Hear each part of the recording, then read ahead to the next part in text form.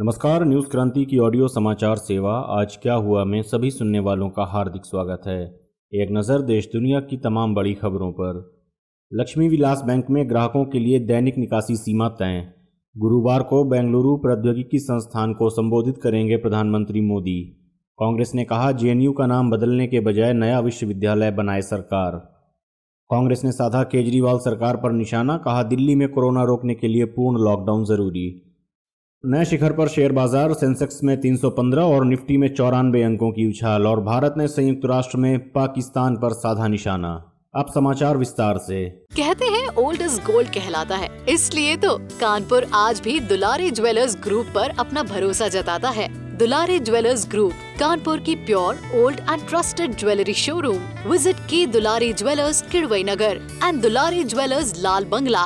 केंद्र सरकार ने तमिलनाडु के निजी क्षेत्र के लक्ष्मी विलास बैंक में बुधवार से खाता धारकों के लिए दैनिक 25,000 रुपए निकासी की सीमा तय की है। यह निकासी सीमा आज शाम 6 बजे से प्रभावी हो गई है और 1 माह तक अर्थात 16 दिसंबर तक लगाई गई है। इस अवधि में बैंक के ग्राहक रोजाना अधिकतम 25,000 रुपए तक की ही निकासी कर पाएंगे। वित्त मंत्रालय ने आज एक बयान जारी कर कहा कि कुछ खास शर्तों जैसे इलाज, उच्च शिक्षा के लिए फीस जमा करने व शादी आदि के लिए जमाकर्ता रिजर्व बैंक की अनुमति से 25,000 रुपए से अधिक की निकासी भी कर सकेंगे। रिजर्व बैंक की अनुशंसा पर केंद्र सरकार ने यह कदम उठाया है।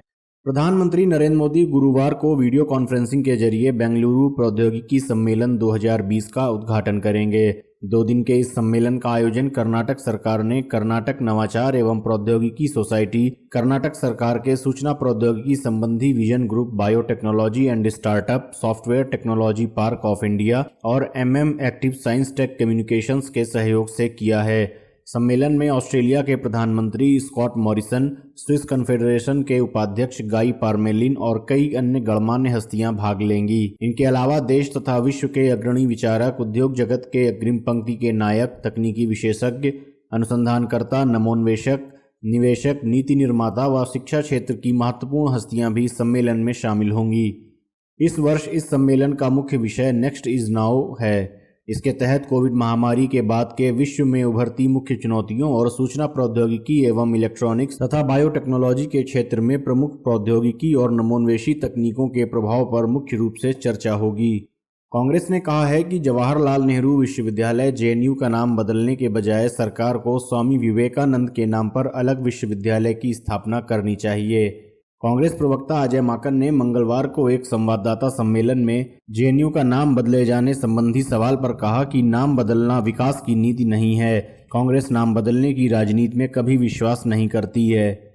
उन्होंने कहा कि विश्वविद्यालय का नाम एक महान व्यक्ति के नाम से बदलकर दूसरे महान व्यक्ति के नाम पर रखना उचित नहीं है और ऐसा करना किसी महान व्यक्ति की गरिमा के लिए भी अच्छा नहीं है। विवेकानंद जी के नाम पर एक नया विश्वविद्यालय बने और इससे भी बेहतर नया विश्वविद्यालय बनाया जाना चाहिए।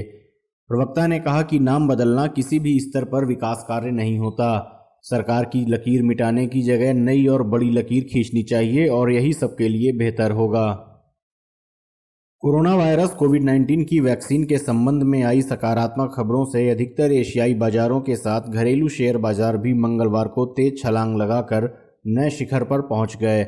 बीएसई का सेंसेक्स 314.73 अंक की तेजी के साथ 43,952.71 अंक पर और नेशनल स्टॉक एक्सचेंज का निफ्टी 93.95 अंक की मजबूती के साथ 12,874.20 अंक पर बंद हुआ। सेंसेक्स आज मजबूती के साथ 44,095.85 अंक पर खुला।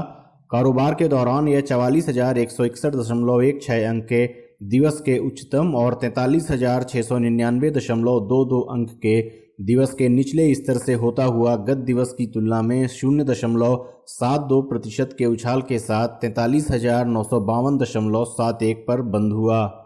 दिग्गज कंपनियों की तरह छोटी और मझोली कंपनियों में भी जमकर लिवाली हुई। बीएसई का मिड कैप 102.08% यानी 171.82 अंक की तेजी में 16,147.07 अंक पर और स्मॉल कैप 0.88% यानी 139.42 अंक की मजबूती के साथ 15,909.62 अंक पर बंद हुआ। कांग्रेस ने दिल्ली के मुख्यमंत्री अरविंद केजरीवाल के कोरोना संक्रमण रोकने के लिए बाजारों को सीमित रूप से बंद करने की नीति को गलत बताते हुए कहा कि इससे महामारी थमने के बजाय और फैलेगी, इसलिए बाजारों को पूरी तरह बंद किया जाना चाहिए।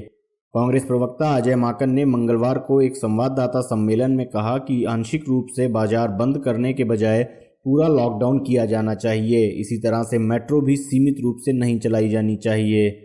उन्होंने कहा कि इस नीति से भीड़ एक जगह शिफ्ट हो जाएगी और कोरोना नियंत्रित होने के बजाय फैलेगा। ऐसा करने से लोग एक ही जगह खरीदारी के लिए ज़्यादा संख्या में पहुंचेंगे और इसी तरह से अगर मेट्रो का परिचालन भी सीमित होता है तो उसमें भी भीड़ बढ़ेगी और कोरोना ज़्यादा फैलेगा। प्रवक्ता ने कहा कि देश में कोरोना वायरस के कारण मरने वाले 5 लोगों में से एक आदमी दिल्ली का होता है। दिल्ली में कोरोना मरीजों की संख्या देश में सबसे ज़्यादा है। आज जो हालात हैं उसके हिसाब से दिल्ली में आईसीयू बेड बहुत कम हैं।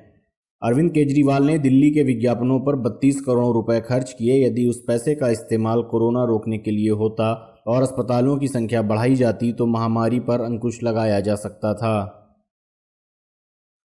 भारत ने संयुक्त राष्ट्र में अप्रासंगिक और गैर जिम्मेदार आरोप लगाने को लेकर पाकिस्तान पर निशाना साधा है। पाकिस्तान ने संयुक्त राष्ट्र में आरोप लगाया था कि भारत आतंकवादी गतिविधियों में शामिल है, इसलिए संयुक्त राष्ट्र सुरक्षा परिषद में पाकिस्तान ने संयुक्त राष्ट्र में आरोप लगाया था कि भारत आतंकवादी गतिविधियों में शामिल है, इसलिए संयुक्त राष्ट्र सुरक्षा परिषद का स्थायी सदस्य बनने के योग्य नहीं है। संयुक्त राष्ट्र में भारत के स्थायी प्रतिनिधि टी.एस. तिरुमूर्ति ने सोमवार को संयुक्त राष्ट्र महासभा में चर्चा में भाग लेने के दौरान पाकिस्तान पर निशाना साधते हुए कहा कि यह गंभीर चर्चा का मंच है, सतही आरोप लगाने का नहीं, और वह अप्रासंगिक और गैर जिम्मेदाराना टिप्पणी पर प्रतिक्रिया देकर महासभा का समय बर्बाद नहीं करना चाहते।